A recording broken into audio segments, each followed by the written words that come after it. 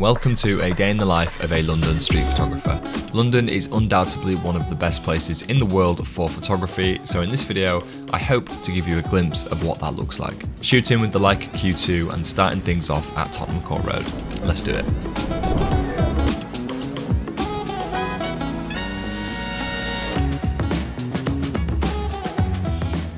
Heading south now towards Trafalgar Square, which is a huge hotspot for street photographers. But first, I grabbed a bite to eat and jotted down some thoughts in my street notes book. I've only recently started doing this, but anytime I see something interesting or think of an idea, I'll make a quick note of it. My theory is that it will improve my memory and general awareness skills, which is obviously an important skill for street photographers.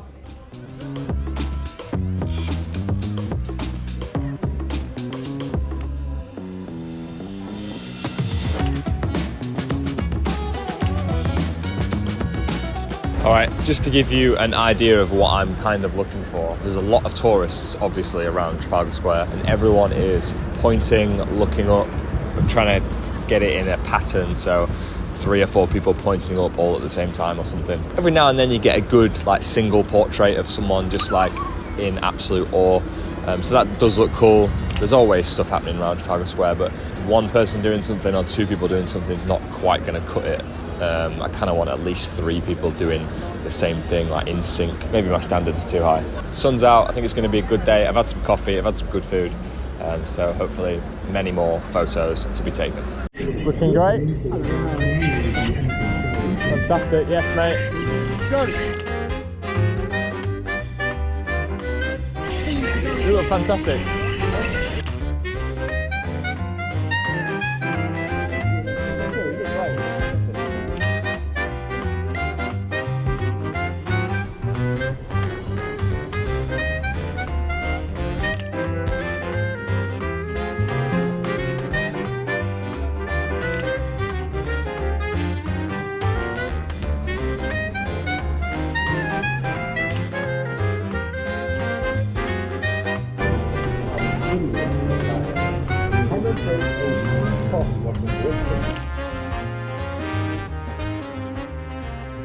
So I thought I'd try and explain something which I've just seen. There is someone holding up their phone, and on the back of the phone case is a little face with a mustache. So if I can get a frame where that person's holding up their phone in line with their face, maybe that could look quite funny. So I'll probably shoot it at f11 to try and get as much in focus as I can. But at the minute, they're just to the left of me. They're holding their phone horizontally and the face needs to be vertical. So we'll keep trying. If I don't show you any photos following this clip, then obviously I didn't get it, but I thought I'd just share with what my brain is trying to think of, basically. Potentially could be a really good photo, but I feel like it's pretty much impossible to do. We'll try.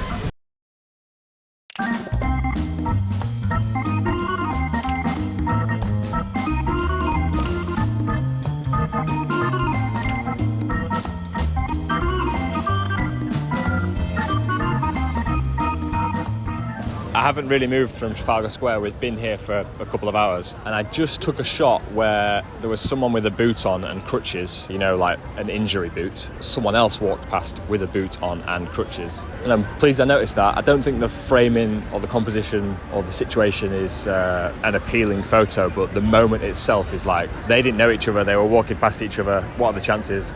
So I'm pleased I got the photo. Those kind of photos make me smile, because it's when are 2 people with boots and crutches going to walk past each other? Well, not all the time is the answer to that. So a little moment that was interesting, but I don't know if the photo itself is that aesthetically pleasing, but the moment is pretty cool. So yeah, I'm pleased I noticed that.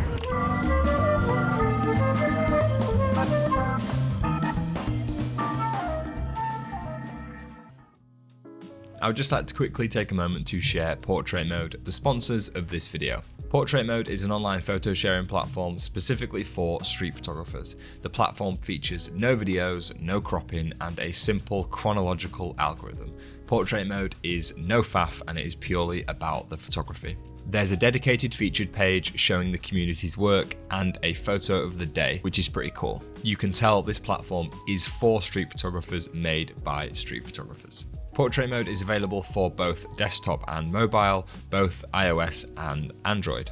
So far, Portrait Mode has just over 5,000 users, so go ahead, create your account and join a worldwide community of street photographers. Let's get back to the video. Excuse me. Good afternoon.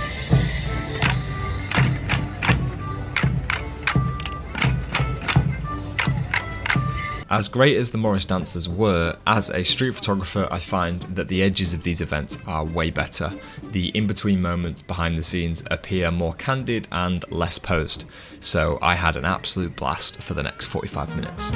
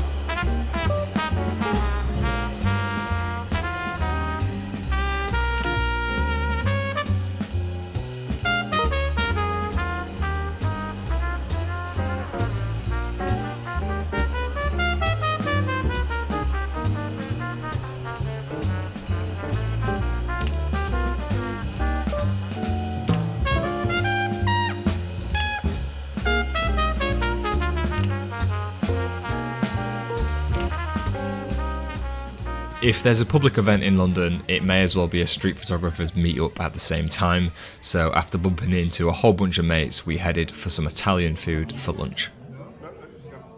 Pressure's on, Carl, now. Just a little YouTube clip. You need to get something. Or just post it on your shoulder. You need me to take a photo? Yeah. I need you to spend some money. Don't waste any money on me, don't waste it. There's actually a feeling of guilt now when I point my camera at someone and they're snapping on film and I'm like, oh no, that was £1. I'm not worth £3, Yeah. £3. Yeah, what are you shooting on, Carl?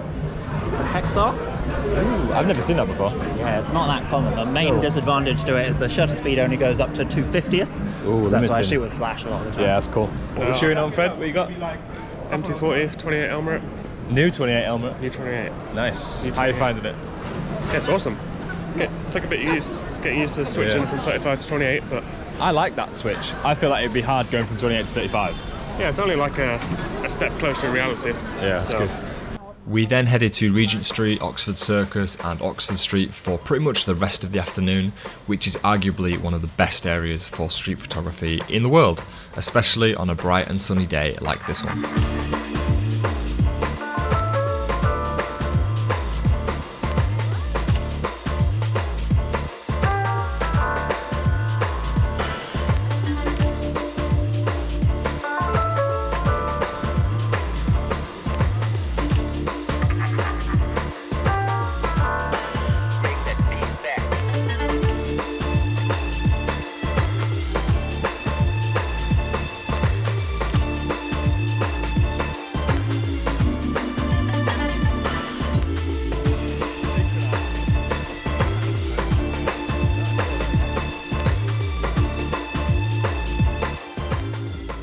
We also happened to make random conversation with another fellow photographer on the street. He saw our cameras, we started chatting, and then he also mentioned how he doesn't have any up-to-date profile pictures. So yeah, I ended up being a portrait photographer for 30 seconds.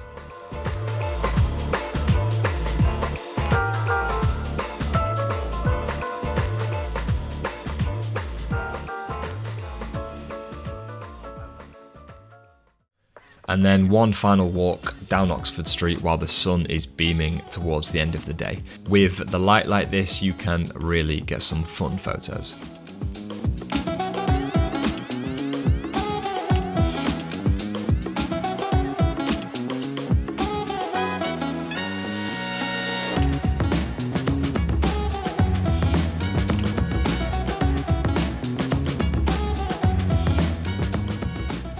The train ride that I get back home is also a good chance for me to wrap up my thoughts, and I wanted to just touch on the street notes that I mentioned earlier. So I like the idea of writing down things I liked about the day, how I felt while I was shooting, and just general things I noticed, as well as potential ideas for next time. These notes are basically the same as a regular journal, but specifically for my street photography. So I've only been making these notes for a few weeks, but I can already see how useful it's becoming.